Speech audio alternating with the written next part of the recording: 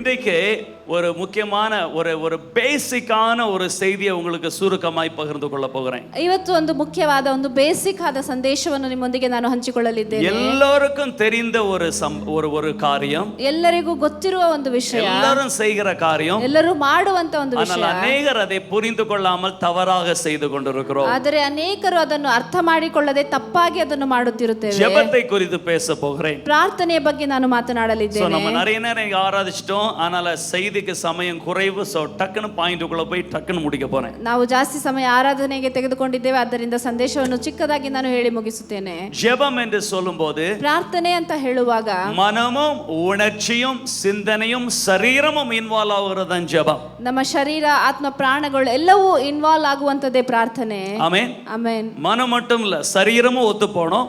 ಮನಸ್ಸು ಮಾತ್ರ ಅಲ್ಲ, ಶರೀರವು ಅದಕ್ಕೆ ಹೊಂದಿಕೊಂಡು ಹೋಗಬೇಕು. உணர்ச்சியும் அதிலே கலந்து கொள்ளணும். ನಮ್ಮ ಭಾವನೆಗಳು ಅದರಲ್ಲಿ ಕಲೆತು ಹೋಗಬೇಕು. உணர்ச்சி வித்தியாசமா இருந்துட்டு வாய் மட்டும் பேசும்போது தான் ஆண்டவர் சொல்லுகிறார், அவர்கள் உதட்டளவில் என்னிடத்தில் சேருகிறாங்க, இருதயமோ தூரமா இருக்கு, பயந்துகிட்டு புலம்பிக்கிட்டு கவலைப்பட்டுக்கிட்டு வாயில மட்டும் அறிக்கை பண்ணிட்டு ஜெபம் பண்ணிட்டு இருக்காங்க அப்படின்னு சொல்றார். ಅವರು ಭಾವನೆಗಳ ಇಲ್ಲದೆ ನೀವು ಪ್ರಾರ್ಥಿಸುವಾಗ ದೇವರು ಹೇಳುತ್ತಾರೆ, ಅವರು ಬರೀ ತುಟಿಗಳಿಂದ ಮಾತ್ರ ಪ್ರಾರ್ಥಿಸುತ್ತಿದ್ದಾರೆ, ಅವರ ಹೃದಯವು ಬಹು ದೂರವಾಗಿದೆ ಎಂದು ದೇವರು ಹೇಳುತ್ತಾರೆ.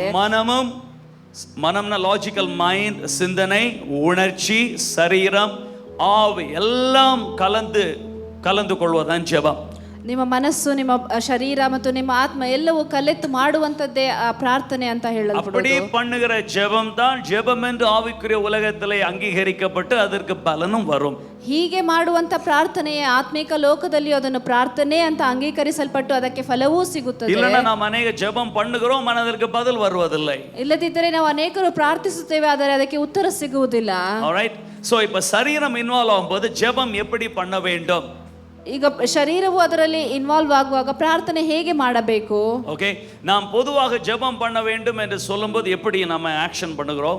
ನಾವು ಸಹಜವಾಗಿ ಪ್ರಾರ್ಥನೆ ಮಾಡಬೇಕು ಅಂದಾಗ ನಾವು ಯಾವ ಆಕ್ಷನ್ ಅನ್ನು ಮಾಡುತ್ತೇವೆ? ஜெபம் பண்ணுவது என்று சொல்லி வேதத்திலே பிரேயர் போஸ்டர், சரீரத்திலே எப்படி சரீரம் ஜெபிக்க வேண்டும் என்று சொல்லி வேதத்திலே இருக்கிறது. ಶರೀರ ಹೇಗೆ ಕೂತು ಅಥವಾ ಅದಕ್ಕೊಂದು ಪಾಸ್ಚರ್ ಅಲ್ಲಿ ಹೇಗೆ ಇರಬೇಕು ಅಂತ ಸತ್ಯವೇದದಲ್ಲಿ ಇದೆ. அதெல்லாம் இப்ப நான் டீடைலா விளக்குவதற்கு ಸಮயம் ಇಲ್ಲ. ಅದನ್ನು ನಾನು ಡೀಟೇಲ್ ಆಗಿ ವಿವರಿಸಿ ಹೇಳಲು ಸಮಯವಿಲ್ಲ. ஆனால் நான் அதை குறித்து அது ஒரு பிக்சர் உங்களுக்கு காட்டுகிறேன். ಅದರ ಬಗ್ಗೆ அந்த பிக்சரை போடுங்க. ಒಂದು ಪಿಕ್ಚರ್ ಅನ್ನು ನಾನು ನಿಮಗೆ ತೋರಿಸುತ್ತೇನೆ. அந்த பிக்சர் உங்களுக்கு ಬ್ರಾಡ್ಕಾಸ್ಟ್ல ಅನುப்புறேன். ಆ ಪಿಕ್ಚರ್ ಅನ್ನು ನಿಮಗೆ ಬ್ರಾಡ್ಕಾಸ್ಟ್ ಅಲ್ಲಿ ಕಳಿಸುತ್ತೇನೆ. நீங்கள் ಅದರ கீழ இருக்கிற வசனத்தை எடுத்து நீங்கள் படிக்கலாம். ನೀವು ಆ ಪಿಕ್ಚರ್ ಕೆಳಗಡೆ ಇರುವಂತ ಆ ವಾಕ್ಯವನ್ನು ತೆಗೆದು ನೀವು ಓದಬೇಕು. எப்படி என்னென்ன விதத்துல என்னென்ன போஸ்டர்ல ஜெபம் பண்ணி இருக்காங்க, ಯಾವ ವಿಧದಲ್ಲಿ ಯಾವ ಪಾಸ್ಚರ್ ಅಲ್ಲಿ ಅದನ್ನ ಪ್ರಾರ್ಥಿಸಿದ್ದಾರೆ ಅಂತ. ಆಲ್ರೈಟ್. கைகளை உயர்த்தி, ಕೈಗಳನ್ನು ಎತ್ತಿ, நின்றுಕೊಂಡು, உட்கார்ந்து, ಕೂತುಕೊಂಡು, முழங்கால் படியிட்டு, ಮೊಣಕಾಲೂರಿ, முகம் குப்புற விழுந்து, ಬೋರಲಾಗಿ ಬಿದ್ದು இப்படி ஜெபம் பண்ணி இருக்காங்க. ಹೀಗೆಲ್ಲ ಪ್ರಾರ್ಥಿಸಿದ್ದಾರೆ. பாருங்க, ஃபர்ஸ்ட் ಫ್ಲಾಟ್ முகம் குப்புற விழுந்து, ಮೊದಲನೇದು ನೋಡಿ ಹಾಗೆ ಬೋರಲು ಬಿದ್ದು. அது கீழ வசனங்கள் இப்ப நான் நீங்க வீட்ல படிக்கலாம், அது அனுப்புறோம் உங்களுக்கு. நீங்கள் அதை எந்தெந்த இடத்துல இப்படி ஜெபம் பண்ணிருக்கீங்க. அப்புறம் உட்கார்ந்து, ನಂತರ ಕೂತುಕೊಂಡು, அடுத்தது முழங்காலில் நின்று, ನಂತರ ಮೊಣಕಾಲೂರಿ, அப்புறம் தலை வணங்கி, ನಂತರ ತಲೆ ಬಗ್ಗಿಸಿ, அப்புறம் ನಡೆದುಕೊಂಡು, கைகளை உயர்த்தி, ಕೈಗಳನ್ನು ಎತ್ತಿ, ನಿಂತುಕೊಂಡು. ಆಲ್ರೈಟ್. இப்போ இவ்வளவு போஸ்டர், ஜெபத்துக்குள்ள போஸ்டர் இருக்கிறது. ಇಷ್ಟು ಪೋಸ್ಟರ್ಗಳಿದೆ ಪ್ರಾರ್ಥನೆಯಲ್ಲಿ. ಆಲ್ರೈಟ್. ஆனா இதுல ஒரு போஸ்டர் நாம் பொதுவாக பண்ணுகிற ஒரு போஸ்டர் இல்லை. ಆದರೆ ನಾವು ಸಹಜವಾಗಿ ಮಾಡುವಂತ ಒಂದು ಪೋಸ್ಟರ್ ಇಲ್ಲ. இதுல அந்த நீலிங் ஆன் நீஸ்ல வந்து அந்த போஸ்டர் இருக்கிறது. ஆனா வந்து அதை நான் கவனிக்காம அந்த பிக்சர் எடுத்துட்டேன். நாம பொதுவாக ஜெபம் பண்ணும்போது எப்படி நாம நினைப்போம்? ನಾವು ಸಹಜವಾಗಿ ಪ್ರಾರ್ಥನೆ ಮಾಡುವಾಗ ನಾವು ಹೇಗೆ ಅಂದುಕೊಳ್ಳುತ್ತೇವೆ? இப்படி தானே ஜெபம் பண்ணணும்னு நினைக்கிறோம் நம்ம. ಹೀಗೆ ತಾನೇ ಪ್ರಾರ್ಥಿಸಬೇಕು ಅಂತ ಅಂದುಕೊಳ್ಳುತ್ತೇವೆ. ஆனால் வேதத்திலே நீங்க பைபிள்ல படிக்கும்போது ஒரு இடத்துல கூட இப்படி ஜெபம் பண்ணதாக எங்குமே இல்லை. ಆದರೆ ಸತ್ಯವೇದದಲ್ಲಿ ಯಾವುದೋ ಒಂದು ಸ್ಥಳದಲ್ಲೂ ಸಹ ನೀವು ಹೀಗೆ ಪ್ರಾರ್ಥನೆ ಮಾಡಬೇಕು ಅಂತ ಎಲ್ಲೂ ಬರೆದಿಲ್ಲ. இப்படி கை கூப்பி ஜெபம் பண்ணுவது தப்பு இல்ல, அது அது அது அப்படி பண்ண கேட்க மாட்டார் அப்படிலாம் நான் உங்களுக்கு சொல்லல. ಹೀಗೆ ಕೈ ಜೋಡಿಸಿ ಪ್ರಾರ್ಥಿಸುವುದು ತಪ್ಪು ಅಥವಾ ನೀವು ಅದನ್ನು ಮಾಡಿದರೆ ಮಾಡಿದರೆ ದೇವರು ಕೇಳುವುದಿಲ್ಲ ಹೀಗೆಲ್ಲ ನಾನು ಹೇಳುತ್ತಿಲ್ಲ. பைபிள்ல அப்படி ஜெபம் பண்ண பழக்கம் இல்லை. ಆದರೆ ಬೈಬಲ್ ಅಲ್ಲಿ ಹಾಗೆ ಪ್ರಾರ್ಥಿಸುವ ಒಂದು ಅಭ್ಯಾಸವಿಲ್ಲ, எங்கேயுமே சொல்லப்படல. ಎಲ್ಲಿಯೂ ಹೇಳಲ್ಪಡಲಿಲ್ಲ. இப்படி எல்லாம் ஜெபம் பண்ணி இருக்காங்க. ಹೀಗೆಲ್ಲ ಪ್ರಾರ್ಥಿಸಿದ್ದಾರೆ. ஆனா இப்படி ஜெபம் பண்ணதாக பைபிள்ல ஒரு இடத்துல கூட கிடையாது. ಆದರೆ ಹೀಗೆ ಪ್ರಾರ್ಥಿಸಿರುವಾಗಿ ಬೈಬಲ್ ಅಲ್ಲಿ ಒಂದು ಸ್ಥಳದಲ್ಲೂ ಸಹ இது ಇಲ್ಲ. ஒவ்வொன்றே நீங்க எடுத்து படிச்சு பார்க்கலாம். ನೀವು ಬೇಕಾದರೆ ತೆಗೆದು ಓದಿ ನೋಡಬಹುದು. Alright? ஆனா ஏன் நான் இதை சொல்லுகிறேன்? ನಾನು ಯಾಕೆ ಇದನ್ನು ಹೇಳುತ್ತಿದ್ದೇನೆ? நம் ஜெபத்தை குறித்து படிக்கும்போது ನಾವು ಪ್ರಾರ್ಥನೆಯ ಬಗ್ಗೆ ಓದುವಾಗ இப்படி ஜெபம் ಮಾಡೋದು நமக்கு பிராக்டிகலாக நமக்கு நடைமுறையிலே நமக்கு ஒத்து வருவதில்லை. ಹೀಗೆ ಪ್ರಾರ್ಥಿಸುವುದು ನಮಗೆ ಪ್ರಾಕ್ಟಿಕಲ್ ಆಗಿ ನಮಗೆ ಸರಿ ಹೋಗುವುದಿಲ್ಲ. சரி, அந்த பாயிண்ட்க்கு முன்பாக தமிழ் வேதம் படிக்கிறவங்களுக்கு மட்டும் அதை சொல்றேன். ಇದು ಹೋಗುವುದಕ್ಕಿಂತ ಮುಂಚೆ ನಾನು ತಮಿಳ್ ಬೈಬಲ್ ಓದುವವರಿಗೆ ಮಾತ್ರ ನಾನು ಇದನ್ನು தமிழ்ல ಹೇಳುತ್ತೇನೆ. ஒரே ஒரு இடத்துல நெகேமியா 8வது அதிகாரம் 6வது வசனத்துல மட்டும் ತಮಿಳ್ ಬೈಬಲ್ ಅಲ್ಲಿ ನೆಹೆಮಿಯ 8ನೇ ಅಧ್ಯಾಯ 6ನೇ ವಾಕ್ಯದಲ್ಲಿ ಮಾತ್ರ ஜனங்கள் கைகளை குவித்து ஜெபித்தார்கள் என்று சொல்லி எழுதப்பட்டிருக்கிறது. ಜನರು ಕೈಯನ್ನು ಮುಗಿದು ಪ್ರಾರ್ಥಿಸಿದರು ಅಂತ ಬರೆಯಲ್ಪಟ್ಟಿದೆ. தாங்கள் அதை போடுங்க, வசனத்தை போடுங்க, வந்துட்டு போயிடுச்சு. ஜனங்கள் எல்லாரும் தங்கள் கைகளை குவித்து அப்படின்னு எழுதி இருக்கிறது. ಜನರೆಲ್ಲರೂ ತಮ್ಮ ಕೈಗಳನ್ನು ಜೋಡಿಸಿ ಅಂತ ಬರೆಯಲ್ಪಟ್ಟಿದೆ. ஆனால் இது தமிழ்ல மட்டும், ஹிந்தி கன்னடால அப்படி இருக்க, ஹிந்தியில அப்படி இல்ல. தமிழ்ல மட்டும் டிரான்ஸ்லேஷன்ல இப்படி ஒரு தப்பு பண்ணிருக்காங்க, கைகளை குவித்து அப்படின்னு எழுதப்பட்டிருக்கிறது.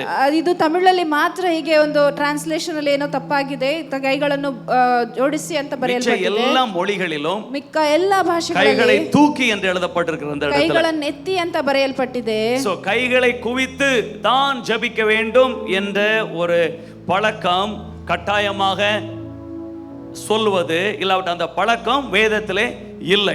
ಕೈಗಳನ್ನು ಜೋಡಿಸಿ ಪ್ರಾರ್ಥಿಸುವುದು ಎಂಬ ಒಂದು ಅಭ್ಯಾಸವು ಸತ್ಯವೇದದಲ್ಲಿ ಇಲ್ಲ. இப்ப எதுக்கு இது ஒரு கான்ட்ரடிக்ட், எதிர்மறையான காரியத்தை பேசுகிறேன்? ಯಾಕೆ ನಾನು ಇದು ತದ್ವಿರೋಧವಾದ ಒಂದು ಕಾರ್ಯವನ್ನು ಮಾತನಾಡುತ್ತಿದ್ದೇನೆ? ஏனென்றால் ஜெபம் என்று சொல்லும்போது, ಯಾಕೆಂದರೆ ಪ್ರಾರ್ಥನೆ ಅಂತ ಹೇಳುವಾಗ வேதத்தில் அநேகர் பல நேரம் இயேசு இரவு முழுவதும் ஜெபித்தார் என்று சொல்லப்பட்டிருக்கிறது. ರಾತ್ರಿ ಪೂರ್ತಿ ಯೇಸು ಪ್ರಾರ್ಥನೆ ಮಾಡಿದ್ದರಿಂದ ಅನೇಕ பல ಸ್ಥಳಗಳಲ್ಲಿ நாட்கள் உபவாசம் என்று ஜெபித்தார் சொல்லப்பட்டிருக்கிறது. ಅನೇಕ ದಿನಗಳು ಉಪವಾಸವಿದ್ದು ಪ್ರಾರ್ಥಿಸಿದರು ಅಂತ ಹೇಳಲ್ಪಟ್ಟಿದೆ. அப்ப எப்பவுமே இப்படியே வைத்துக்கொண்டு நாம் ஜெபிக்க முடியாது. ಹಾಗಾದರೆ ಯಾವಾಗಲೂ ಹೀಗೆ ಇಟ್ಟುಕೊಂಡು ಅವರು ಪ್ರಾರ್ಥಿಸಲು அதனாலதான் அந்த ಸಾಧ್ಯ. டிஃபரெண்ட் வித்தியாசமான பிரேயர் போஸ்டர்ஸை நாம் அறிந்து கொள்ள வேண்டும். ಆದ್ದರಿಂದಲೇ ವ್ಯತ್ಯಾಸವಾದ ಪ್ರೇಯರ್ ಪೋಸ್ಟರ್ಸ್ ಗಳನ್ನು ನಾವು ತಿಳಿದುಕೊಳ್ಳಬೇಕು. ಆಲ್ರೈಟ್. அதே போல நான் இப்ப நம்ம தமிழ் இந்தியாவுல எல்லாரும் பிரைஸ் தி லார்ட் பாஸ்டர் அப்படினு சொல்லுவீங்க. ಅದೇ ರೀತಿ ನಾವು ಇಂಡಿಯಾದಲ್ಲಿ ಎಲ್ಲರೂ ಪ್ರೈಸ್ ದಿ ಲಾರ್ಡ್ ಪಾಸ್ಟರ್ ಅಂತ ಹೇಳುತ್ತೀರಾ? அது இங்கேயே நிறைய பேர் அப்படி சொல்லுவீங்க என்கிட்ட. ಇಲ್ಲೂ ಅನೇಕರು ನನಗೆ ಹಾಗೆ ಹೇಳುತ್ತೀರಾ. ஆனால் நீங்க நான் இப்படி பண்ணுவதை நீங்க பார்த்திருக்க மாட்டீங்க. ನಾನು ಹೀಗೆ ಮಾಡುವುದನ್ನು ನೀವು ನೋಡಿರುವುದಿಲ್ಲ. நான் இப்படி பண்ணுவதில்லை. ನಾನು ಹಾಗೆ ಮಾಡುವುದಿಲ್ಲ. இவரன் அகங்காரம் கௌரவத்துல நம்ம பிரைஸ் தி லார்ட் சொன்னா இவர் பண்ண மாட்டேங்கிறாரு அப்படிங்க நினைச்சிருக்கலாம். ನೀವು ಅಂದುಕೊಳ್ಳಬಹುದು ಇವರಿಗೇನು ಅಹಂಕಾರ, ನಾನು ಹೀಗೆ ಮಾಡುತ್ತಿದ್ದೇನೆ ಅವರು ಹೀಗೆ ಮಾಡುತ್ತಿಲ್ಲ ಅಂತ ಅಂದುಕೊಳ್ಳಬಹುದು. நான் இப்படி பண்ணி பழகி இப்படி வளர்ந்தவன் தான். ನಾನು ಹಾಗೆಲ್ಲ ಮಾಡಿ ಬೆಳೆದವನೇ ನಾನು. ஆனால் வேதத்துல பார்க்கும்போது, ಆದರೆ ಸತ್ಯವೇದದಲ್ಲಿ ನೋಡುವಾಗ இப்படி ஒருபோதும் யாருமே அவர்கள் வாழ்த்தினதாகவோ துதித்ததாகவோ எங்குமே இல்லை. ಈ ರೀತಿಯಾಗಿ ಯಾರು ಎಲ್ಲೋ ಸ್ತುತಿಸಿದ್ದಾಗಿಯೋ ಅಥವಾ ಪ್ರಾರ್ಥಿಸಿದ್ದಾಗಿಯೋ ಎಲ್ಲೂ ಇಲ್ಲ. எப்போதுமே இப்படிதான் அவர்கள் வாழ்த்தினார்கள். ಯಾವಾಗಲೂ ಕೈಗಳನ್ನು ಎತ್ತಿ ಅವರು ಪ್ರಾರ್ಥಿಸಿದರು. இயேசுவும் இப்படிதான் ஷாலோம் என்று கைகளை உயர்த்தி தான் வாழ்த்தினார். ಯೇಸು ಯಾವಾಗಲೂ ಕೈಗಳನ್ನು ಎತ್ತಿ ಶಾಲೋಮ್ ಅಂತ ವಂದಿಸುತ್ತಿದ್ದರು. இது இந்தியாவிலே ಆದರೆ நமக்கு ಭಾರತದಲ್ಲಿ இப்படி ஒரு பழக்கம் இருக்கிறது. ನಮಗೆ ಇಂಥ ಒಂದು ಅಭ್ಯಾಸವಿದೆ. இது இந்திய பழக்கம் என்று சொல்லுகிறோம். ಇದು ಇಂಡಿಯಾದ ಅಭ್ಯಾಸ ಅಂತ ಹೇಳುತ್ತೇವೆ. ஆனால் உண்மையிலே இந்திய பழக்கம் அல்ல, இந்து கலாச்சார யோகா பழக்கம். ಅದು ನಿಜವಾಗಲೂ ಅದು ಭಾರತದ ಅಭ್ಯಾಸವಲ್ಲ, ಅದು ಹಿಂದೂ ಕಲಾಚಾರದ ಯೋಗದ ಅಭ್ಯಾಸ. நீங்க பரதநாட்டியத்துல பாத்தீங்கன்னா, ನೀವು ಭರತನಾಟ್ಯದಲ್ಲಿ ನೋಡುವುದಾದರೆ அவர்கள் பூமியை வணங்கி ஒரு ஸ்டார்டிங்ல ஒரு ஸ்டெப் போடுவாங்க. பரதநாட்டியம் படிச்சீங்கன்னா இப்படி பண்ணி இப்படி வணங்குவாங்க. ಅವರು ಮೊದಲನೇದಾಗಿ ಅವರು ಭೂಮಿಗೆ ನಮಸ್ಕಾರ ಮಾಡಿ ಹೀಗೆಲ್ಲ ಮಾಡುತ್ತಾರೆ. பூமிக்கு, காற்றுக்கு, சூரியனுக்கு, கூடி இருக்கிற எல்லாருக்கும் ஒரு நமஸ்காரம் போடுவாங்க. ಅಂದ್ರೆ ಗಾಳಿ, ನೀರು, ಭೂಮಿ ಎಲ್ಲದಕ್ಕೂ ಅವರು ಒಂದು ನಮಸ್ಕಾರವನ್ನ ಹಾಕುತ್ತಾರೆ. பரதநாட்டியம் இந்திய நடனம் என்று சொன்னாலும் அது ஒரு ஸ்பிரிச்சுவல் நடனம். ಅದು ಭಾರತದ ಒಂದು நாட்டிய ಅಂತ ಹೇಳಿದರು ಅದು ಒಂದು ಆತ್ಮಿಕವಾದಂತ ಒಂದು ನಾಟ್ಯ ಅದು. ஒவ்வொரு கதகளி எந்த நடனமோ அதுக்கு பின்னால ஒரு ஆவியை அவர்கள் வணங்குகிற நடனம் தான் அது. ಪ್ರತಿಯೊಂದು ನೃತ್ಯದಲ್ಲೂ ಅವರು ಒಂದು ಅದರ ಹಿಂದುಗಡೆ ಒಂದು ಆತ್ಮವನ್ನು ಅವರು ಆರಾಧಿಸುವಂತ ಒಂದು ನೃತ್ಯಗಳು. டாக்குமெண்ட்ரி எல்லாம் அமேசான் பிரைம்ல இருக்கு, நீங்கள் படிக்கலாம், நீங்கள் பார்க்கலாம். ಅದರ ಬಗ್ಗೆ ಇರುವಂತ ಡಾಕ್ಯುಮೆಂಟರಿಗಳೆಲ್ಲವೂ ಅಮೆಜಾನ್ ಪ್ರೈಮ್ ಅಲ್ಲಿ ಸಿಗುತ್ತದೆ, ನೀವು ಬೇಕಾದರೆ ஒவ்வொரு மாநிலத்துக்கும் ஒவ்வொரு கடவுளை ஒவ்வொரு பண்டிகை நேரம் அவர்கள் வணங்குகிற நடனம் தான் அது. ಅದು ಒಂದೊಂದು ಪ್ರಾಂತ್ಯಗಳಲ್ಲಿಯೂ ಅವರವರು ತಕ್ಕ ಹಾಗೆ ಅವರು ಆರಾಧಿಸಿ ನೃತ್ಯ ಮಾಡುವಂತ ಒಂದು ರೀತಿ ಅದು. நம்ம இந்தியால இப்படி பண்ணுவது, ನಮ್ಮ ಈ ಇಂಡಿಯಾದಲ್ಲಿ ಹೀಗೆ ಮಾಡುವುದು. இது வெளிநாட்டுல யூரோப்ல என்ன சொல்லுவாங்க, அமெரிக்கால இந்தியன் நமஸ்காரம் என்று சொல்லுவாங்க. ಯುರೋಪ್ ಅಲ್ಲಿ ಇದನ್ನು ಹೇಳುತ್ತಾರೆ ಇಂಡಿಯನ್ ನಮಸ್ಕಾರ ಅಂತ ಹೇಳುತ್ತಾರೆ. அது என்ன அர்த்தம்? ಅದಕ್ಕೆ ಏನು ಹೆಸರು? உனக்குள்ள இருக்கிற கடவுளை நான் வணங்குகிறேன் என்று அர்த்தம். ನಿನ್ನೊಳಗಿರುವ ದೇವರನ್ನು ನಾನು ನಮಸ್ಕರಿಸುತ್ತೇನೆ ಎಂದು ಅರ್ಥ.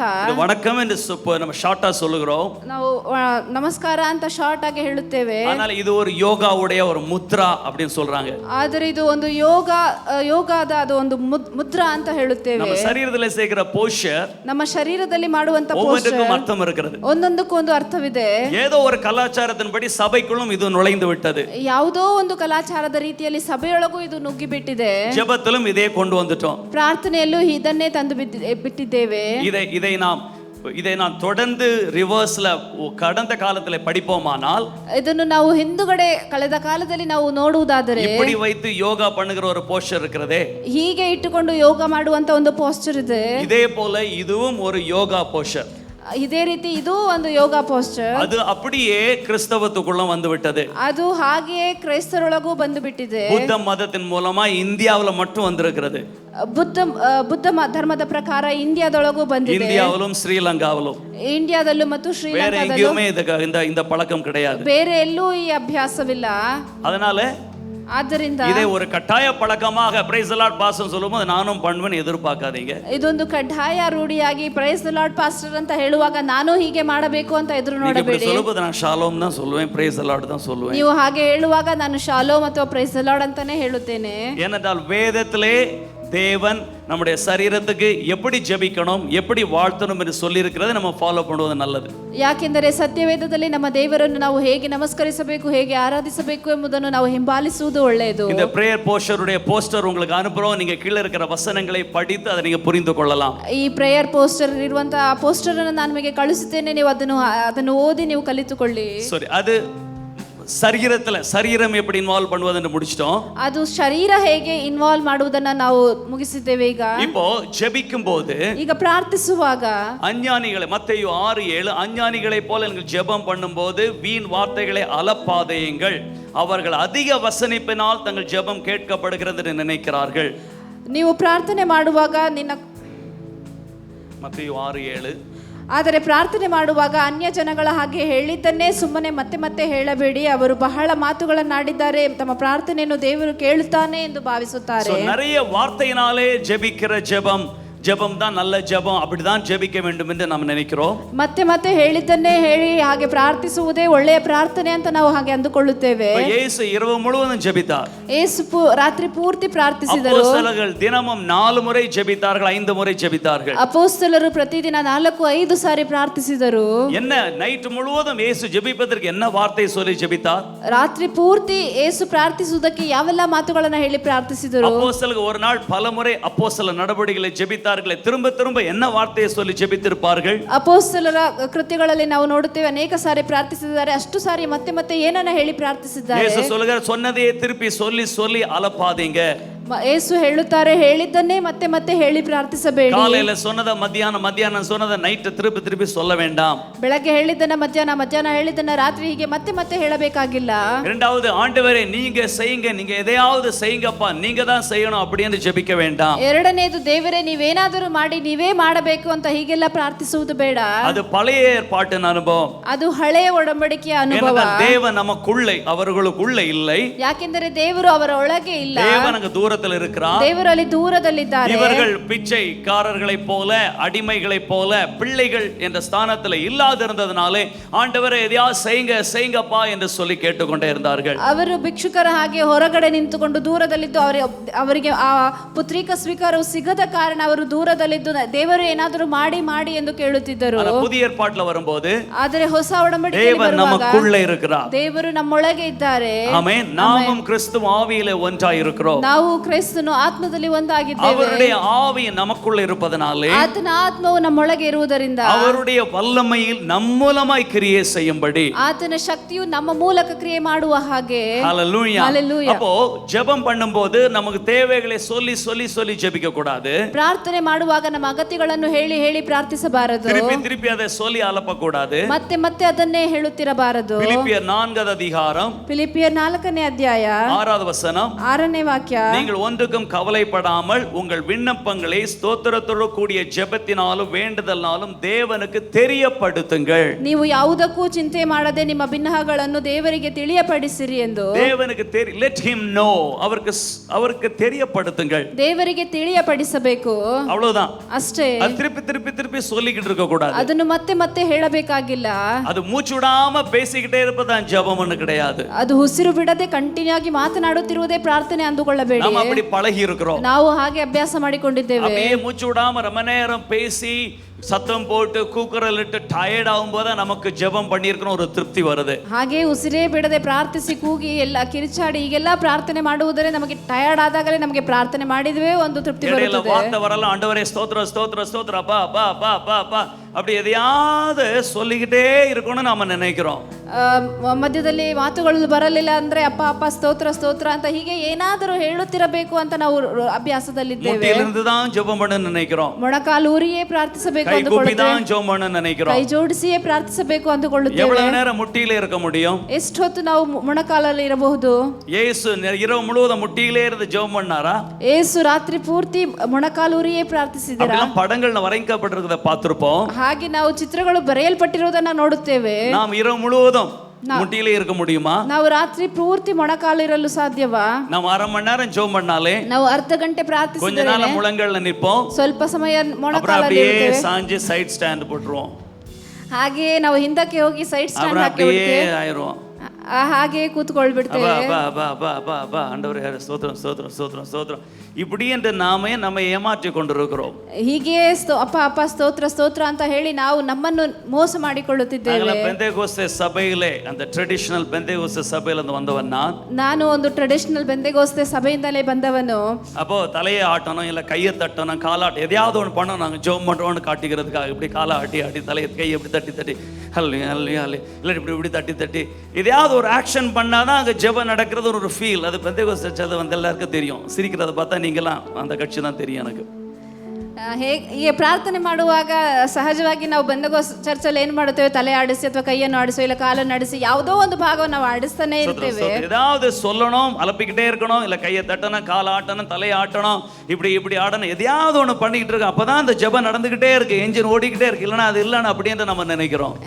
ತಲೆ ಆದರೂ ಕೈ ಆಗಲು ಆಡಿಸ್ತಲೇ ಇರ್ತೀವಿ. ಯಾಕೆಂದ್ರೆ ಯಾವಾಗಲೇ ನಮಗೆ ಗೊತ್ತಾಗುತ್ತೆ ನಾವು ಪ್ರಾರ್ಥನೆ ಮಾಡುತ್ತಾ ಇದ್ದೀವಿ, ಎಂಜಿನ್ ಓಡ್ತಾ ಇದೆ ಅಂತ. அப்ப என்னதான் அவ்வளவு நேரம் ஜெபம் பண்றது? ಹಾಗಾದ್ರೆ ಏನು ಅಷ್ಟು ಹೊತ್ತು ನಾವು ಪ್ರಾರ್ಥಿಸಬೇಕು? எத்தனை பாயிண்ட் சொன்னாலும் சொல்லதே சொல்லிட்டு இருக்க கூடாதுன்னு சொல்லிருக்கு. ಎಷ್ಟು ಪಾಯಿಂಟ್ ಹೇಳುತ್ತಿದ್ದರೂ ಹೇಳಿದ್ದನ್ನೇ ಮತ್ತೆ ಹೇಳಬಾರದು ಅಂತ ಹೇಳಲ್ಪಟ್ಟಿದೆ. சொன்னதை திரும்ப திரும்ப சொல்லக்கூடாதுன்னு இருக்கு.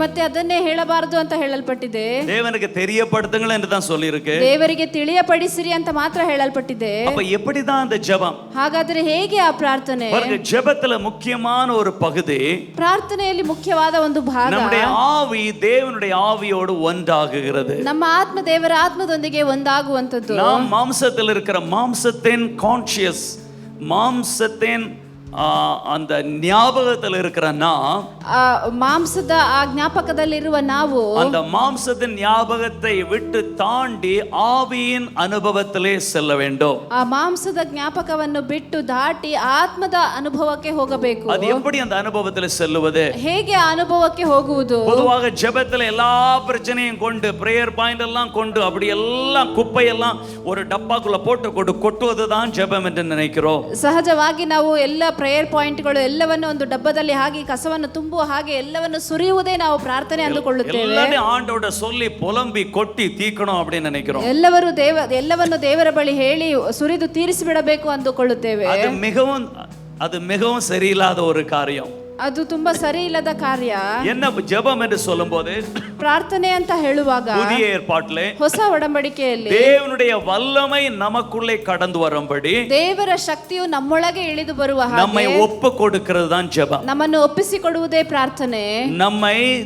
நம் தேவனுடைய அபிஷேகம் நம்மளை நிரம்பும்படி ದೇವರ ಅಭಿಷೇಕವು ನಮ್ಮಲ್ಲಿ ತುಂಬುವ ಹಾಗೆ நாம் நம்மை ஒப்பு கொடுக்கிறது, ನಾವು ನಮ್ಮನ್ನು ಒಪ್ಪಿಸಿಕೊಡುವುದು, நம்மை அந்த இடத்திலே பொசிஷன் பண்ணி உட்கார வைப்பது, ನಮ್ಮನ್ನು ಆ ಸ್ಥಳದಲ್ಲಿ ಪೊಸಿಷನ್ ಮಾಡಿ ನಮ್ಮನ್ನು ಕೂರಿಸುವಂತ சரியான பொசிஷன்ல இருந்து சரியான இடத்துக்கு வந்து ಸರಿಯಾದ ಸ್ಥಳಕ್ಕೆ ಬಂದು சரியான பாயிண்ட்ல இருந்து ಸರಿಯಾದ ಪಾಯಿಂಟ್ ಅಲ್ಲಿ ಕೂತು சரியான மனப்பக்குவத்திலே ಸರಿಯಾದ ಮನಸ್ಥಿತಿಯಲ್ಲಿ நம்மை திறந்து ನಮ್ಮನ್ನು ತೆರೆದು ஆண்டவருடைய அபிஷேகம், ದೇವರ ಅಭಿಷೇಕವು, அவருடைய பலன், ಆತನ ಬಲವು, அவருடைய தரிசனம் ಆತನ ದರ್ಶನವು நமக்குள்ள அப்படியே டவுன்லோட் ஆகிறது தான் ஜெபம். ನಮ್ಮೊಳಗೆ ಹಾಗೆಯೇ ಡೌನ್ಲೋಡ್ ಆಗುವುದೇ ಪ್ರಾರ್ಥನೆ. இப்ப சில நேரம் நம்ம மொபைல்ல வந்து அப்டேட்ஸ் ஏதாவது டவுன்லோட்ஸ் ஆகும், அப்படிதானே? ஆண்ட்ராய்ட்ல இருந்து டவுன்லோட்ஸ் ஆகும்.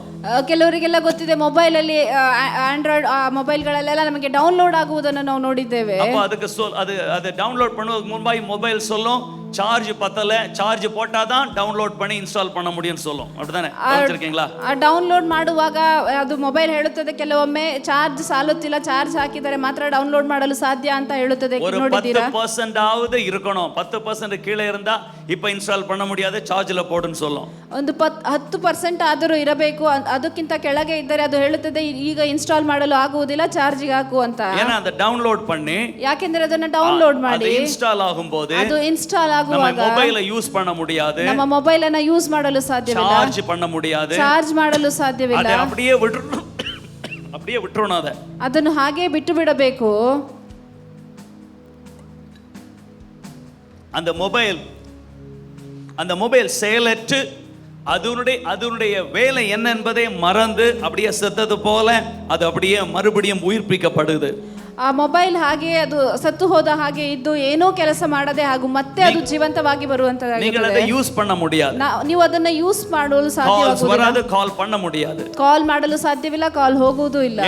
ஏனென்றால் அது கூகுள் கிளவுட்ல கனெக்ட் ஆகி அதுக்குள்ளே ஏதோ உள்ள மாற்றம் பட்டு கொண்டிருக்கிறது. ಯಾಕೆಂದರೆ ಅದು ಗೂಗಲ್ ಕ್ಲೌಡ್ ಅಲ್ಲಿ ಅದು ಕನೆಕ್ಟ್ ಆಗಿ ಅದರೊಳಗೆ ಯಾವುದೋ ಒಂದು ಬದಲಾವಣೆ ಆಗುತ್ತಾ ಇರುತ್ತದೆ. ஜெபம் என்பது ಪ್ರಾರ್ಥನೆ ಎನ್ನುವುದು இதே போல ಇದರಂತೆಯೇ நாம் நம்முடைய நம்முடைய மனதை, நம்முடைய மனப்பக்குவத்தை, நம்முடைய பிரச்சனையை, போராட்டங்களை மறந்து அதிலிருந்து விலகி ನಾವು ನಮ್ಮ ಮನಸ್ಥಿತಿ, ನಮ್ಮ ಹೋರಾಟಗಳು, ನಮ್ಮ ಸಮಸ್ಯೆಗಳನ್ನೆಲ್ಲವನ್ನು ಮರೆತು ಅದರಿಂದ ದೂರವಾಗಿ தேவனுடைய பிரசன்னத்தில் ஓப்பனாக ஒப்பு கொடுத்து ದೇವರ ಪ್ರಸನ್ನತೆಯಲ್ಲಿ ಓಪನ್ ಆಗಿ ನಮ್ಮನ್ನು ಒಪ್ಪಿಸಿಕೊಟ್ಟು தேவனிடத்திலிருந்து வல்லமையை நமக்குள்ளே பெற்றுக்கொள்ளுகிற அனுபவம், ದೇವರ ಬಳಿಯಿಂದ ಶಕ್ತಿಯನ್ನು ನಮ್ಮೊಳಗೆ ಹೊಂದಿಕೊಳ್ಳುವಂತ ಒಂದು ಅನುಭವ. நம்முடைய பாயிண்ட்ஸ் எல்லாம் பிரச்சனை எல்லாம் கொண்டு வச்சு சொல்லுகிறதல்ல, ನಮ್ಮ ಪಾಯಿಂಟ್ಸ್ ಅಥವಾ ನಮ್ಮ ಸಮಸ್ಯೆಗಳನ್ನೆಲ್ಲವನ್ನು ಹೋಗಿ ಹೇಳುವಂತದಲ್ಲ. காத்திருந்து பலனை பெற்று, ಕಾದಿದ್ದು ಬಲವನ್ನು ಹೊಂದಿಕೊಂಡು, அந்த பலனை பெற்ற ಆ ಬಲವನ್ನು ಹೊಂದಿದ ನಂತರ பிரச்சனைகளுக்கு விரோதமாக பிரச்சனைகளை பார்த்து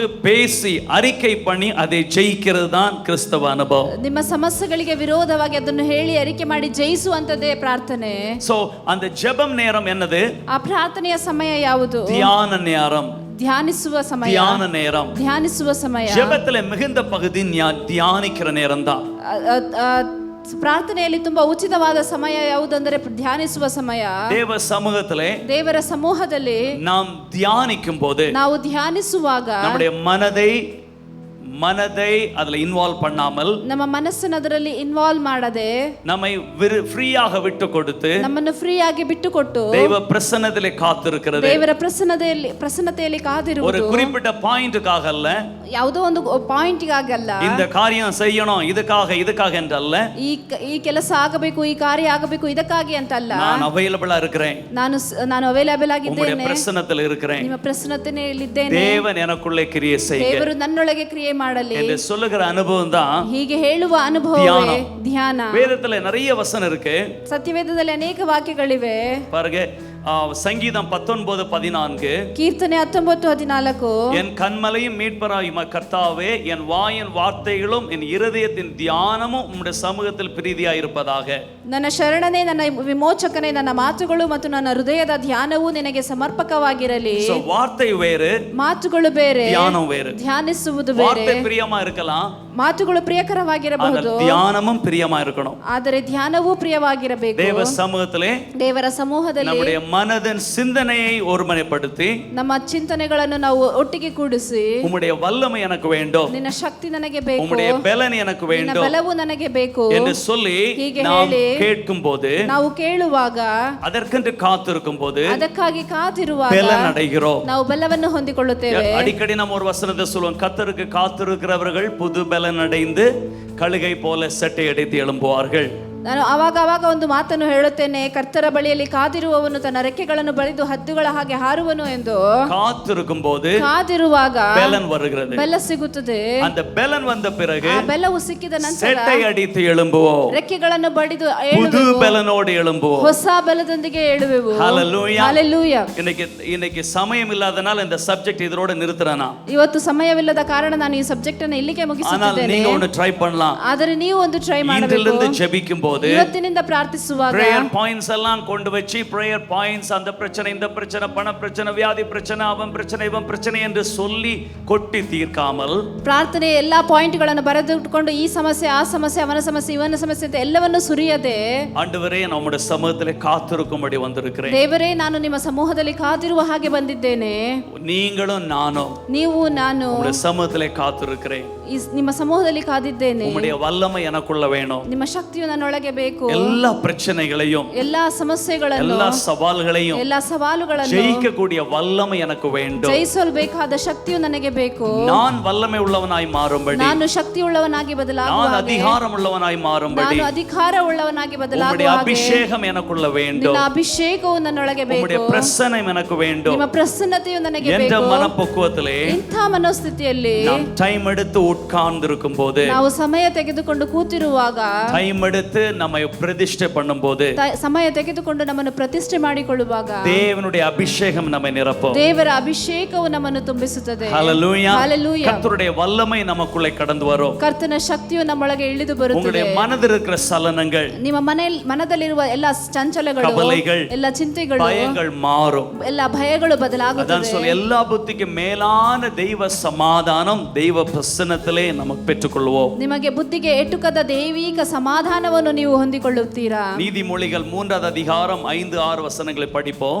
ಜ್ಞಾನೋಕ್ತಿಗಳು 3ನೇ ಅಧ್ಯಾಯ 5-6ನೇ ವಾಕ್ಯವನ್ನು ಓದೋಣ. என்ன சொல்லுது? சுய புத்தியின் மேல் சாயாமல், ಏನು ಹೇಳುತ್ತದೆ? ಸ್ವಬುದ್ಧಿಯ ಮೇಲೆ ನಾವು ಇರದೆ, உன் முழு இருதயத்தோடும் கர்த்தரில் நம்பிக்கையாயிருந்து, ನೀನು ಪೂರ್ಣ ಹೃದಯದಿಂದ ಕರ್ತನ ಮೇಲೆ ನಂಬಿಕೆಯಿಂದ ಇದ್ದು, உன் வழிகளெல்லாம் அவரை நினைத்துக்கொள், ನಿನ್ನ ಮಾರ್ಗದಲ್ಲೆಲ್ಲ ಆತನನ್ನು அவரே ನೆನೆಸಿಕೊ, உன் பாதையை செவைப்படுத்துவார். ಆತನೇ ನಿನ್ನ ಮಾರ್ಗಗಳನ್ನು ಸರಾಗ ಮಾಡುವನು. இது எப்படி நம்ம செய்வது? ಇದನ್ನು ಹೇಗೆ ನಾವು ಮಾಡುವುದು? சுய புத்தியின் மேல் சாயாமல், ಸ್ವಬುದ್ಧಿಯನ್ನು ಆಧಾರ ಮಾಡಿಕೊಳ್ಳದೆ, முழு இருதயத்தோடும் அவர் கர்த்தர் மேல் நம்பிக்கையாயிருந்து, ಪೂರ್ಣ ಮನಸ್ಸಿನಿಂದ ಯೆಹೋವನ ಮೇಲೆ ಭರವಸೆ உன் ಇಟ್ಟು, வழிகளெல்லாம் அவரை நினைத்துக்கொள், ನಿನ್ನ ನಡವಳಿಕೆಗಳ ಎಲ್ಲಾ ಮಾರ್ಗದಲ್ಲಿ ಆತನನ್ನು அவர் ನೆನೆಸಿಕೊ, உன் பாதையை செவைப்படுத்துவார். ಆತನು ನಿನ್ನ ಮಾರ್ಗಗಳನ್ನು ಸರಾಗ ಮಾಡುವನು. இது போற வழியில் அவரை நினைச்சிட்டே இருக்கணும் அப்படின்னு அர்த்தமா? ಇದು ಹೋಗುವ ಕಡೆಯೆಲ್ಲ ಆತನನ್ನು ನೆನೆಸಿಕೊಂಡೇ ಇರಬೇಕು ಅಂತ ಅರ್ಥ. எப்படி நினைச்சுக்கிட்டே இருப்பீங்க போற வழியில் அவரை? ಹೇಗೆ ನೆನೆಸಿಕೊಂಡೇ ಇರುತ್ತೀರಾ ಹೋಗುವ ಮಾರ್ಗವೆಲ್ಲ? சுய புத்தியிலே சாயாமல், ನಿಮ್ಮ ಸ್ವಬುದ್ಧಿಯ ಮೇಲೆ ಆಧಾರ ಮಾಡಿಕೊಳ್ಳದೆ, முழு இருதயத்தோட கர்த்தரில் நம்பிக்கையா இருந்தா எப்படி பண்ணுவது? ಪೂರ್ಣ ಮನಸ್ಸಿನಿಂದ ಕರ್ತನ ಮೇಲೆ ನಂಬಿಕೆಯಾಗಿರಬೇಕೆಂದ್ರೆ ಹೇಗೆ ಮಾಡುವುದು? அப்ப நம்ம புத்தியில செய்யாம அப்ப எப்படி செய்வது? ಹಾಗಾದ್ರೆ ನಮ್ಮ ಸ್ವಬುದ್ಧಿಯ ಮೇಲೆ ಮಾಡದೆ ಹೇಗೆ ಮಾಡುವುದು? முழு இருதயத்தோட கர்த்தரில் நம்பிக்கையா இருந்தா எப்படி? ಪೂರ್ಣ ಮನಸ್ಸಿನಿಂದ, ಪೂರ್ಣ ಹೃದಯದಿಂದ ಕರ್ತನ ಮೇಲೆ ನಂಬಿಕೆಯಾಗಿರುವುದು ಅಂದರೆ ಹೇಗೆ? வழிகளிலெல்லாம் அவரை நினைத்துக்கொள்ளணும், அவரை நினைச்சுக்கிட்டே வண்டி ஓட்டிட்டு நினைச்சுக்கிட்டே இருக்கணும், அப்படி அர்த்தமா? ಮಾರ್ಗವೆಲ್ಲ ಆತನನ್ನು ನೆನೆಸಿಕೊಂಡು, ಅಂದ್ರೆ ಆತ ನೆನೆಸಿಕೊಂಡೇ ಗಾಡಿ ಎಲ್ಲ ಓಡಿಸ್ತಾ ಇರಬೇಕು ಹಾಗೆ அப்படி அல்ல. ಅರ್ಥನಾ? ಹಾಗಲ್ಲ. நம்ம ஒரு காரியத்தை செய்வதற்கு முன்பாக, ನಾವು ಒಂದು ಕಾರ್ಯವನ್ನ ಮಾಡುವುದಕ್ಕಿಂತ ಮುಂಚೆ, ஒரு பிளான் பண்ணுவதற்கு முன்பாக, ಒಂದು ಪ್ಲಾನ್ ಮಾಡುವುದಕ್ಕಿಂತ ஒரு ಮುಂಚೆ, வியாதியை குறித்து பேசி டாக்டருக்கு போவதற்கு முன்பாகவும், ಒಂದು ರೋಗದ ಬಗ್ಗೆ ಮಾತನಾಡಿ ಡಾಕ್ಟರ್ ಬಳಿ ಹೋಗುವುದಕ್ಕಿಂತ ಮುಂಚೆ, உங்கள் முழு நம்பிக்கையும் கர்த்தரில் செலுத்தி காத்திருங்கள். ನಿಮ್ಮ ಪೂರ್ಣ ನಂಬಿಕೆಯನ್ನು ಕರ್ತನ ಮೇಲೆ ಹಾಕಿ ಕಾದಿಕೊಂಡಿರಿ. எடுத்த உடனே அப்படியா இப்படியா அதுவா இருக்குமா சுய புத்தியிலே சலனப்படாமல், ನೀವು ಅಂದುಕೊಂಡ ತಕ್ಷಣ ಅದು ಅಯ್ಯೋ ಹಾಗಿರಬಹುದಾ ಹೀಗಿರಬಹುದಾ ಅಂತ ನಿಮ್ಮ ಸ್ವಬುದ್ಧಿಯ ಮೇಲೆ ಆಧಾರ ಮಾಡಿಕೊಳ್ಳದೆ, நீங்கள் உங்கள் முழு உணர்ச்சியையும் கீழ்ப்படுத்தி ஆண்டோட பிரசன்னத்தில், ஆண்டவரே இந்த பிரச்சனையை நான் எப்படி டீல் பண்ணுவது, எனக்கு ஒரு ஐடியா தாங்க, இந்த பிரச்சனைக்கு என்ன தீர்வு, இதை எப்படி செய்வது, ஐடியா தாங்கன்னு சொல்லி ಕಾತಿರುತ್ತದೆ ಅವರ ಸಮ್ಮುಖದಲ್ಲಿ. ನೀವು ದೇವರನ್ನು ಆಧಾರ ಮಾಡಿಕೊಂಡು ದೇವರ ಬಳಿ ಈ ಸಮಸ್ಯೆಗೆ ನಾನು ಹೇಗೆ ಉತ್ತರವನ್ನು ಕಂಡುಕೊಳ್ಳಲಿ, ಇದರಿಂದ ನಾನು ಹೇಗೆ ಬಿಡುಗಡೆಯಾಗಲಿ ಅಂತ ದೇವರ ಬಳಿ ಕಾದಿರುವುದು. ನಾಮಲೇ பேசிಕೊಂಡೇ செய்யுங்க அப்பா அப்படி அல்ல. ನಾವೇ ಮಾತನಾಡಿಕೊಂಡು ಅಪ್ಪ ಮಾಡಿ ಮಾಡಿ ಮಾಡಿ ಹೀಗಲ್ಲ. ஆண்டவரே நீங்க எனக்கு ஒரு ஐடியா தாங்க, ದೇವರೇ ನೀವು ಒಂದು ಐಡಿಯಾವನ್ನು ನನಗೆ ಕೊಡಿ, இந்த பிரச்சனையை சால்வ் பண்ணுவது எப்படி, ಈ ಸಮಸ್ಯೆಯನ್ನು ಸಾಲ್ವ್ ಮಾಡುವುದು ಹೇಗೆ, இன்றைக்கு நான் என்ன செய்யணும், ಇವತ್ತು ನಾನು ಏನು ಮಾಡಬೇಕು, ಎಲ್ಲಿಗೆ ಹೋಗಬೇಕು, இந்த இன்டர்வியூவை எப்படி டீல் பண்ணணும், ಈ ಇಂಟರ್ವ್ಯೂ ಅನ್ನ ಹೇಗೆ ನಾನು ಡೀಲ್ ಮಾಡಬೇಕು. ஆண்டவரே இந்த இன்டர்வியூக்கு நன்றியப்பா, இந்த இன்டர்வியூ தாங்கப்பா, எப்படியே உதவி செய்யுங்கப்பா, நல்லா பேச பலன் தாங்கப்பா, ஏசப்பா ஸ்தோத்திரம் ஸ்தோத்திரம் ஸ்தோத்திரம் ஸ்தோத்திரம் ஸ்தோத்திரம் அப்பா, தந்தபடியால் நன்றி, விடுதலை நன்றி, அற்புதம் நன்றி, அப்படியே என்னென்னமோ நம்ம மேனிபுலேட் பண்ணி எல்லாம் பேசி ஜெபித்து முடிக்காமல், அதெல்லாம் ஓகே புரிஞ்சுது, எல்லாம் முடிக்காமல் அந்த இன்டர்வியூ முன்பாக ಕಾತಿರುಂಗಳ್. ಆ ಇಂಟರ್ವ್ಯೂಗೆ ಹೋಗುವುದಕ್ಕಿಂತ ಮುಂಚೆ ಕಾದುಕೊಂಡಿರಿ, ಧ್ಯಾನಿಸಿರಿ, எனக்கு அந்த பலன் வரட்டும், ನನಗೆ ಆ ಬಲ ಸಿಗಲಿ. Hallelujah. Just be there. காத்திருங்கள், ಅಲ್ಲೇ ಕಾದುಕೊಂಡಿರಿ. Amen, amen. அவர் உங்கள் காரியங்களை வாய்க்க பண்ணுவார். ಆತನು ನಿಮ್ಮ ಮಾರ್ಗಗಳನ್ನು ಸರಾಗ ಮಾಡುವನು. அப்பதான் முழு இருதயத்தோடும் நாம ஒப்பு கொடுத்து அப்படியே காத்திருக்கிறோம். ಪೂರ್ಣ ಮನಸ್ಸಿನಿಂದ ನಮ್ಮನ್ನು ನಾವು ಒಪ್ಪಿಸಿಕೊಟ್ಟು ಹಾಗೆ ಕಾದಿಕೊಂಡಿರುತ್ತೇವೆ. அப்போ உங்க மனதில் இருக்கிற பயம், கவலை, டென்ஷன் எல்லாம் அப்படியே ஒதுக்கி எதையும் ಎಂಟರ್ಟೈನ್ பண்ணக்கூடாது. ಆಗ ನಿಮ್ಮ ಮನಸ್ಸಿನಲ್ಲಿರೋ ಭಯ, ಚಿಂತೆ ಎಲ್ಲವನ್ನು ಹಾಗೆ ದೂರವಾಗಿಟ್ಟು ಬರಬೇಕು. ಯಾವುದನ್ನು ಎಂಟರ್ಟೈನ್ ಮಾಡಬಾರದು. உட்கார்ந்து தான் இருக்கிறோம், ಕೂತುಕೊಂಡೇ ಇರಬೇಕು, இல்ல நடந்துக்கிட்டு தான் இருக்கிறோம், ನಡೆದುಕೊಂಡೇ ಇರುತ್ತೇವೆ. ஆனா என்ன பண்றோம், ಆದ್ರೆ ಏನು ಮಾಡುತ್ತಿರುತ್ತೇವೆ, ನಾನು ಆಫ್ அந்த மொபைல் டவுன்லோட் ஆகும்போது, இன்ஸ்டால் ஆகும்போது அதை யூஸ் என்ன தொட்டாலும் என்ன தட்டினாலும் அது மதிக்கவே மதிக்காது. அது போல ஒரு மோட்ல நான் இருக்கிறேன். ಅದು ಯಾವುದಾದ್ರೂ ಒಂದು ಆಪ್ ಇನ್ಸ್ಟಾಲ್ ಆಗುವಾಗ ಮೊಬೈಲ್ ಹೇಗೆ ಅದು ಕೆಲಸನೇ ಮಾಡಿದೀವಿ, ಏನೇ ಮುಟ್ಟಿದ್ರು ಅದು ಏನೂ ಆಗುವುದಿಲ್ಲ, ಹಾಗೆ ನೀವು ಆಫ್ ಆಗಿರಬೇಕು. அதே போல இப்ப என்ன நடக்குது எனக்கு பிரச்சனையே இல்ல. ಅದೇ ರೀತಿ ಈಗ ಏನು ನಡೀತಾ ಇದೆ ನನಗೆ ಸಮಸ್ಯೆ ಅಲ್ಲ, ನಾನು ಆನ್, ನಾನು ಅಲ್ಲಿ ಆನ್. நான் தேவன் முழு பலத்தோடும் முழு இருதயத்தோடும் அவரையே நம்பி, அவர் எனக்கு ஒரு ஐடியா, ஒரு வழி, எனக்குள்ளே ஒரு மாற்றத்தை, எனக்குள்ளே ஒரு புதிதான பலனை உருவாக்க வேண்டும் என்று ಕಾತಿರುக்கிறேன். ನಾನು ಪೂರ್ಣ ಹೃದಯದಿಂದ ನನಗೆ ಒಂದು ಬದಲಾವಣೆಯನ್ನು, ಒಂದು ಉತ್ಸಾಹ, ಒಂದು ಬದಲಾವಣೆಯನ್ನು ಹೊಂದಿಕೊಳ್ಳಬೇಕು ಎಂದು ನಾನು ಅಲ್ಲಿ ಕಾದಿಕೊಂಡಿರುತ್ತೇನೆ. அப்பொழுது ಆಗ நம்ம அறியாமலே நமக்குள்ளே ಸಾಫ್ಟ್ವೇರ್லாம் மாறுது. ನನಗೆ ಗೊತ್ತಿಲ್ಲದೆ ನನ್ನೊಳಗೆ ಸಾಫ್ಟ್ವೇರ್ಗಳೆಲ್ಲ ಬದಲಾಗುತ್ತವೆ, ನಮ್ಮ ಮಾತುಗಳು ಬದಲಾಗುತ್ತವೆ, ನಮ್ಮ ಐಡಿಯಾಗಳು ಬದಲಾಗುತ್ತದೆ, நமக்கு பிளான்ஸ் எல்லாம் வரும், ನಮಗೆ ಒಳ್ಳೆ ಪ್ಲಾನ್ಗಳೆಲ್ಲ ಬರುತ್ತೆ, எப்படி பேசுவது, எப்படி நிற்பது, எப்படி நடப்பது, எப்படி கைகுலுக்குவது எல்லாமே ಡೌನ್ಲೋಡ್ ಆಯಿತೇ இருக்கும். ಹೇಗೆ ನಿಂತುಕೊಳ್ಳಬೇಕು, ಯಾವ ಕಡೆ ತಿರುಗಿಕೊಳ್ಳಬೇಕು, ಹೇಗೆ ಕೈಯನ್ನು ಶೇಕ್ ಮಾಡಬೇಕು, ಎಲ್ಲವೂ ನಮಗೆ ಡೌನ್ಲೋಡ್ ಆಗುತ್ತಾ ಇರುತ್ತೆ. நாம் புதிதாய் மாற்றப்படுகிறோம், ನಮ್ಮೊಳಗೆ ನಾವು ಹೊಸದಾಗಿ ಬದಲಾಗುತ್ತೇವೆ. தேவனுடைய பலன் நமக்குள்ளே ಇಂಪಾರ್ಟ್ பண்ணப்படுகிறது, ದೇವರ ಶಕ್ತಿಯು ನಮ್ಮೊಳಗೆ ನುಗ್ಗಿಸಲ್ಪಡುವುದು. அப்பொழுது எல்லா புத்திக்கும் மேலான தெய்வ சமாதானம் உங்களுக்குள்ளே நிரம்ப ஆரம்பிக்கும். ಆಗ ನಿಮ್ಮ ಬುದ್ಧಿಗೆ ಎಟುಕದಂತ ದೈವಿಕ ಸಮಾಧಾನವು ನಿಮ್ಮನ್ನು ತುಂಬಿಸಲು ಆರಂಭಿಸುತ್ತದೆ. கொஞ்ச நேரம் முடியும் போது, ಸ್ವಲ್ಪ ಸಮಯ ಕಳೆದ ನಂತರ, ஒரு அரை மணி நேரம், 20 நிமிஷம், அரை மணி நேரம் முடியும் போது, ಒಂದು ಅರ್ಧ ಗಂಟೆ, ಒಂದು 20 ನಿಮಿಷ ಕಳೆಯುವಾಗ உங்களுக்குள்ள அப்படி ஒரு பலன் உண்டாகும். ನಿಮ್ಮೊಳಗೆ ಒಂದು ಅಂಥ ಒಂದು ಬಲ அதுதான் ಉಂಟಾಗುತ್ತದೆ. ஆவியின் பலன், ಅದುವೇ ಆತ್ಮದ ಬಲವು, பரிசுத்த ஆவியின் பலன். ಪರಿಶುದ್ಧ ಆತ್ಮನ உங்களுக்குள்ள அப்படி ஒரு ಬಲವು, தைரியம் வரும். ನಿಮ್ಮೊಳಗೆ ಒಂದು ಅಂಥ ಒಂದು ಧೈರ್ಯ ಬರುತ್ತದೆ. எவ்வளவு பிரச்சனைகள் இருக்கலாம், ಎಷ್ಟೇ ಸಮಸ್ಯೆಗಳಿರಬಹುದು, யார் என்னென்னமோ பேசி இருக்கலாம், ಯಾರ್ಯಾರು ಏನೇನೋ ಹೇಳಿರಬಹುದು, உங்க மேனேஜர் கம்பெனி உங்களை குறித்து எவ்வளவோ பேசி இருக்கலாம், ಮ್ಯಾನೇಜರ್ ನಿಮ್ಮ ಕಂಪನಿ ನಿಮ್ಮ ಬಗ್ಗೆ ಏನೇನೋ ಹೇಳಿರಬಹುದು, டாக்டர் என்னென்னமோ சொல்லி இருக்கலாம், ಡಾಕ್ಟರ್ ಏನೇನೋ ಹೇಳಿರಬಹುದು. அந்த சலனத்தின் மத்தியிலே, ಆ ಚಂಚಲದ ಮಧ್ಯದಲ್ಲಿ எல்லாவற்றையும் ஒதுக்கிட்டு, ಎಲ್ಲವನ್ನೂ ದೂರವಿಟ್ಟು, என்னுடைய கான்ஷியஸ் மைண்டே, என்னுடைய மனமே, சரீரப்பிரகாரமாய் உலகத்தின் சூழ்நிலையில் சிந்திக்கிற மனமே, நீ கொஞ்சம் ஒதுங்கி நில் என்று ஒதுக்கி விட்டுட்டு, ಲೋಕ ಪ್ರಕಾರವಾಗಿ ಚಿಂತಿಸುವ ನನ್ನ ಮನವೇ ನೀನು ಸ್ವಲ್ಪ ದೂರವಿರು ಅಂತ ಅದನ್ನು ದೂರವಿಟ್ಟು ಬಿಟ್ಟು, நானும் ஆண்டவரும் மட்டும், ನಾನು ದೇವರು ಮಾತ್ರ, வேற எந்த இன்புட்ஸும் எனக்குள்ள வராது. ಬೇರೆ ಯಾವ ಇನ್ಪುಟ್ಸ್ ನನ್ನೊಳಗೆ என்னுடைய ಬರಬಾರದು. அனுபவத்தை உங்களுக்கு சொல்றேன். ನೋಡಿ ನನ್ನ ಅನುಭವವನ್ನು ನಾನು ನಿಮಗೆ ಹೇಳ್ತಾ ಇದ್ದೇನೆ. எவ்வளவோ பிரச்சனை, ಎಷ್ಟೋ என்னமோ ಸಮಸ್ಯೆ, ஆயிடும் போல இருக்கு, ಏನೋ ಆಗಿಬಿಡುತ್ತೆ எல்லாம் தலைக்கு ಅನ್ಸುತ್ತೆ. மேல போயிடும் போல இருக்கு. ಎಲ್ಲವೂ ತಲೆಗೆ ಮೇಲೆ அப்படி ಹೋಗುತ್ತಿರುತ್ತದೆ. அந்த சூழ்நிலையிலும் ಹಾಗೆ ಅಂದುಕೊಳ್ಳುವಾಗ எல்லாம் ஒதுக்கி வச்சிட்டு ಎಲ್ಲವನ್ನೂ ದೂರ ಬಿಟ್ಟು ಬಿಟ್ಟು நானும் ஆண்டவரை மட்டும், ನಾನು ದೇವರು ಮಾತ್ರ, ஹalleluya, Hallelujah. உன் சுய புத்தி எதுவுமே கனெக்ட் பண்ணாமல் சாராமல் ನಿನ್ನ ಸ್ವಬುದ್ಧಿಯ ಮೇಲೆ ನೀನು ಆಧಾರ ಮಾಡಿಕೊಳ್ಳದೆ கர்த்தரில் நம்பிக்கையாயிருந்து ಕರ್ತರ ಮೇಲೆ ನಂಬಿಕೆಯಾಗಿದ್ದು அவரே நினைத்து ಆತನನ್ನೇ ನಂಬಿಕೊಂಡು அவரிடத்திலிருந்து எனக்கு பலன் இப்ப வரும், ಆತನ ಬಳಿಯಿಂದ ನನಗೆ ಬೆಳವು எனக்குள்ள ಬರುತ್ತದೆ, டவுன்லೋಡ್ ஆகுது, ನನ್ನೊಳಗೆ ಡೌನ್ಲೋಡ್ எனக்குள்ள ಆಗುತ್ತದೆ, மாற்றம் வருது. ನನ್ನೊಳಗೆ ಬದಲಾವಣೆ ಬರುತ್ತದೆ. காத்திருக்கிறவன் ಕಾದಿರುವವನು புது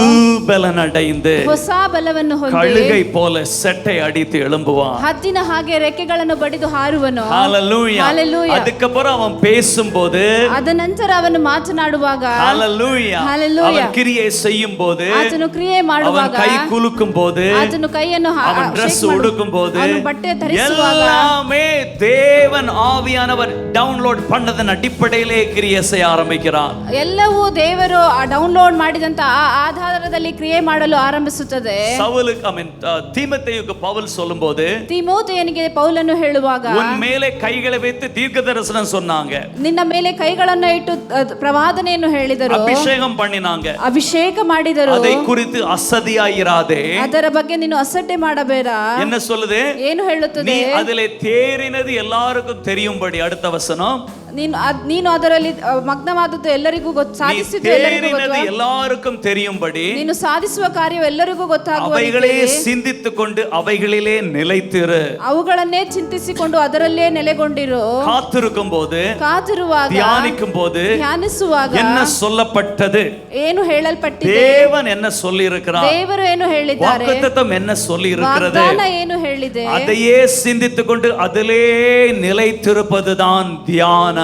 ಅದನ್ನೇ ಚಿಂತಿಸಿಕೊಂಡು ಅದರಲ್ಲೇ ನೆಲೆಸಿಕೊಂಡಿರುವುದೇ ಧ್ಯಾನ. வெளியே வந்து பிசாசு பார், உன்னை பிச்சிடுறோம் பாரு, கொல்றோம் பாரு, அழிச்சிடுறோம் பாரு, வேலையில இருந்து தூக்கிடுறோம் பாரு, தெருவுல விட்டுறோம் பாரு, அப்படி எல்லாம் சொல்லுவான். ಹೊರಗಡೆ ಬಂದು ಸೈತಾನನು ನೋಡು ನಿನ್ನನ್ನು ಬೀದಿಗೆ ತಳ್ಳಿ ಬಿಡುತ್ತೇನೆ, ನಿನ್ನ ಕೆಲಸದಿಂದ ತೆಗೆದು ಬಿಡುತ್ತೇನೆ, ಹೀಗೆಲ್ಲ ಅನೇಕ ವಿಷಯಗಳನ್ನು ಹೇಳುತ್ತಾನೆ. டாக்டர் ரிப்போர்ட், அந்த மிஷன்ல வர ரிப்போர்ட், பிளட் டெஸ்ட் ரிப்போர்ட் பாரு, அப்படியே அவன் கதை முடிஞ்சு ஆய் ஊ என்று சொல்லும். ನೋಡು, ಡಾಕ್ಟರ್ ಕೊಡುವ ರಿಪೋರ್ಟ್ ಅನ್ನು ನೋಡು, ನಿನ್ನ ಬ್ಲಡ್ ಟೆಸ್ಟ್ ರಿಪೋರ್ಟ್ ಅನ್ನು ನೋಡು, ಹಾಗೆ ಹೀಗೆ ಅಂತೆಲ್ಲ ಹೆದರಿಸಬಹುದು. ஒரு சுய புத்தி அப்படியே குமுறி குழம்பி டென்ஷன் ஆகி என்ன ஆகுமோ அப்படி இப்படி எல்லாம் மேல் மூச்சு கண்ணீர் வயிறு எல்லாம் ஒரே குழப்பத்துல வரும். ನಿನ್ನ ಸ್ವಬುದ್ಧಿಯೋಗಿ ಅದು ತುಂಬಾ ಹೆದರಿಕೊಂಡು ಹೀಗೆಲ್ಲ ಆಗುತ್ತದ ಅಂತ ನಿಮ್ಮ ಮೇಲ್ ಉಸಿರು ಕೆಳ ಉಸಿರು ಎಲ್ಲವೂ ಎಳೆಯಲು ಆರಂಭಿಸಬಹುದು. உடனே எப்படி ஜெபம் பண்ணுவோம்? ತಕ್ಷಣ ಹೇಗೆ ಪ್ರಾರ್ಥಿಸುತ್ತೇವೆ? எப்படி ஜெபம் பண்ணுவோம் சொல்லி தர வேண்டாம், உங்களுக்கு தெரியும். ஆண்டவரே ஏதா படம் அப்படியே கூப்பிட்டு காக்கை குஞ்சுக்கு இறங்குறவர், அழுகுறல் ஆகாரின் அழுகுறலை கேட்டவர், அங்க பண்ணிரு இங்க பண்ணிரு, ஏதாவது பண்ண மாட்டீரா ஆய் ஊன்னு சொல்லி ஒரே சென்டிமெண்ட்டும் பிளாக் மெயிலுமா இருக்கும் ஜெபத்துல. ತಕ್ಷಣ ನಾವು ಎಲ್ಲೆಲ್ಲೋ ಕೂಗಾಡಿ ಏನಾದ್ರೂ ಸಹಾಯ ಮಾಡಬಾರ್ದ, ಹೀಗೆಲ್ಲ ಮಾಡಬಾರ್ದ, ಕಾಗೆಗಳಿಂದ ಪೋಷಿಸಿದಂತ ದೇವರು ಹೀಗೆಲ್ಲ ಇಳಿದು ಬರಬಾರ್ದ, ಹೀಗೆಲ್ಲ ನಾವು ಕೂಗಾಡಲು ಆರಂಭಿಸಿ ಬಿಡುತ್ತೇವೆ. ஓ என் கண்ணீரை பாண மாட்டீரா, கண்ணீரை துடைக்க மாட்டீரா, இறங்குங்கப்பா, ஏதாவது செய்யுங்கப்பா, ஏதாவது என்னெல்லாம் பண்ணணுமோ அப்படியே ஒரே பிளாக்மெயில், ஒரே மேனிப்புலேஷனும், எமோஷனல் மேனிப்புலேஷனும். அம்மா கிட்ட பண்ணது மாதிரி எல்லாம் பண்ணுவோம், எங்க மாமியார்ட்ட பண்ண மாதிரிலாம்.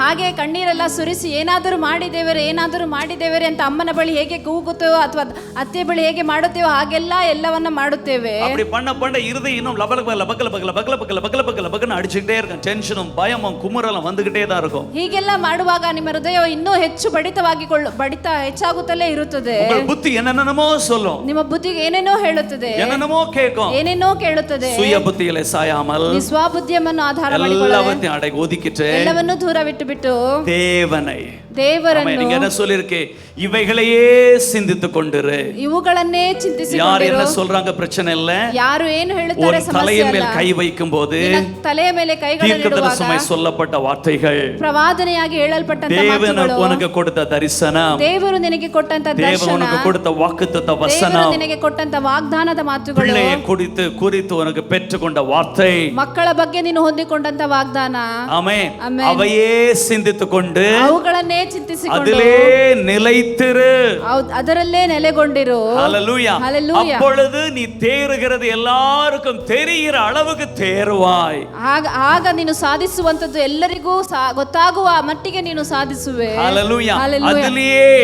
ಅದರಲ್ಲೇ அதுதான் தியானம். ಅದೇ ಧ್ಯಾನವು. ஹalleluya. Hallelujah. ஒவ்வொரு நாளும் ಪ್ರತಿ ದಿನವೂ காலை 6 மணி ஜெபத்துக்கு பிறகு 6:30க்கு பிறகு ಬೆಳಗ್ಗೆ 6:30 ಪ್ರಾರ್ಥನೆಯ ನಂತರ நான் சில நிமிடங்கள், ನಾನು ಕೆಲವು ನಿಮಿಷಗಳು, சில நேரம் அரை மணி நேரம், ಅಥವಾ சில ಅರ್ಧ நேரம் ಗಂಟೆ, 1 மணி நேரம், ಕೆಲವೊಮ್ಮೆ 1 ಗಂಟೆ அப்படியே கண்களை மூடி ಹಾಗೆ ಕಣ್ಣುಗಳನ್ನು ಮುಚ್ಚಿ என்னுடைய ஆபீஸ் சேர்ல உட்கார்ந்து ನನ್ನ ಆಫೀಸ್ ಚೇರ್ ಅಲ್ಲಿ அப்படியே படம் ஓட்டுவேன் என் மைண்ட்ல. ಹಾಗೆ ಪಿಕ್ಚರ್ கர்த்தர் சொன்னது, ಕರ್ತರು அவருடைய ಹೇಳಿದ್ದನ್ನ, வாக்குத்தத்தங்கள், ಆತನ ವಾಗ್ದಾನಗಳನ್ನು, அவருடைய பிரசன்னம், ಆತನ ಪ್ರಸನ್ನತೆ, அவருடைய அபிஷேகம், ಆತನ ಅಭಿಷೇಕ, அவருடைய வல்லமை ಆತನ ಶಕ್ತಿಯನ್ನು என்ன செய்ய முடியும், ಏನು ಮಾಡಲು ಸಾಧ್ಯ, எல்லாவற்றையும் ரிஜெக்ட் பண்ணி, நெகட்டிவா இருக்க எல்லாவற்றையும் ரிஜெக்ட் பண்ணிட்டு ಎಲ್ಲ ನೆಗೆಟಿವ್ ಆದಂತ ಎಲ್ಲವನ್ನು ನಾನು ರಿಜೆಕ್ಟ್ இவையே ಮಾಡಿಬಿಟ್ಟು சிந்தித்துக் கொண்டிரு, ಇವುಗಳನ್ನೇ இதிலே ಚಿಂತಿಸಿಕೊಂಡಿರುತ್ತೇನೆ, நிலைத்திரு. ಇವುಗಳಲ್ಲೇ ನೆಲೆಗೊಂಡಿರುತ್ತೇನೆ. அப்பொழுது பலன் உண்டாகும், ಆಗ ಬಲ ಉಂಟಾಗುತ್ತದೆ, அப்பொழுது சமாதானம் உண்டாகும். ಆಗ ಸಮಾಧಾನ ಅದಕ್ಕೆ பிறகு சிங்கம் போல எழும்பி ಅದ ನಂತರ ಸುಮ್ಮನೆ அந்த ಸಿಂಹರಾಗಿ பர்வதத்தை பார்த்து, பர்வதமே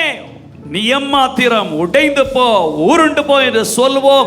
அது நடக்கும் இயேசு நாமத்தில். ಆ ಪರ್ವತವನ್ನು ನೋಡಿ, ಪರ್ವತವೇ ನೀನು ಎಷ್ಟರವನು, ನೀನು ಬಿದ್ದು ಹೋಗುವೆ, ನೀನು ಉರುಳಿ ಹೋಗುವೆ ಅಂತ ಹೇಳುವಾಗ ಅದು ಹಾಗೆ ನಡೆಯುತ್ತದೆ ಯೇಸುವಿನ ನಾಮದಲ್ಲಿ. ஹalleluya. Hallelujah. அபிஷேகம் தந்தவர் கைவிட மாட்டார். ಅಭಿಷೇಕವನ್ನು ತಂದವರು ಕೈ ಬಿಡುವುದೇ ಇಲ್ಲ. தரிசனம் தந்தவர் அதை நிறைவேற்றுவார். ದರ್ಶನಗಳನ್ನು ಕೊಟ್ಟವನು ಆತನು ಅದನ್ನು அந்த ನೆರವೇರಿಸುವನು. பாடலை நான் தெரிந்தெடுத்து பாடினோம். ಅದೇ ಆ ಹಾಡನ್ನು ನಾವು ಆರಿಸಿಕೊಂಡು ಹಾಡಿದೆವು. அபிஷேகம் தந்தவர் ಅಭಿಷೇಕವನ್ನು கைவிட மாட்டார். ಕೈ ಬಿಡುವುದೇ ಇಲ್ಲ. அதில் நிலைத்திருங்கள், ಅದರಲ್ಲಿ ನೆಲೆಗೊಂಡಿರಿ, அதிலே சிந்தித்துக் கொண்டிருங்கள். ಅದನ್ನೇ ಚಿಂತಿಸಿಕೊಂಡಿರಿ. ஆபிரகாம் பிள்ளை இல்லை, ಅಬ್ರಹಾಮನು ಮಕ್ಕಳು 100 வயது, 100 ವಯದಾಯಿತು. ஆனால் அவன் டாக்டருடைய நெகட்டிவ் ரிப்போர்ட்டை கன்சிடர் பண்ணாமல் எண்ணாமல், ಆದರೆ ಅವನು ಡಾಕ್ಟರ್ನ ರಿಪೋರ್ಟ್ ಅನ್ನು ಅವನು ಕನ್ಸಿಡರ್ ಮಾಡದೆ, ಲೆಕ್ಕಕ್ಕೆ ಎಣಿಸದೇ ಇದ್ದನು, அதை எண்ணாமல், ಅದನ್ನು ಎಣಿಸದೆ, வாக்குத்தத்தம் பண்ணினவர் உண்மை உள்ளவர் என்று அதையே எண்ணி, ವಾಗ್ದಾನ ಮಾಡಿದವನು ನಿಜವಂತನು ಅಂತ ಅದನ್ನೇ அதையே ಎಣಿಸುತ್ತಿದ್ದನು, சிந்தித்துக் கொண்டு, ಅದನ್ನೇ அதிலே ಚಿಂತಿಸಿಕೊಂಡಿದ್ದನು, நிலைத்திருந்து ಅದರಲ್ಲೇ ನೆಲೆಗೊಂಡಿದ್ದನು. என்னன்னா பிள்ளை பெறும்படி பலன் பெற்றான். ಮಗುವನ್ನು ಹೊಂದಿಕೊಳ್ಳುವಷ್ಟು ಬಲವನ್ನು ಹೊಂದಿಕೊಂಡನು.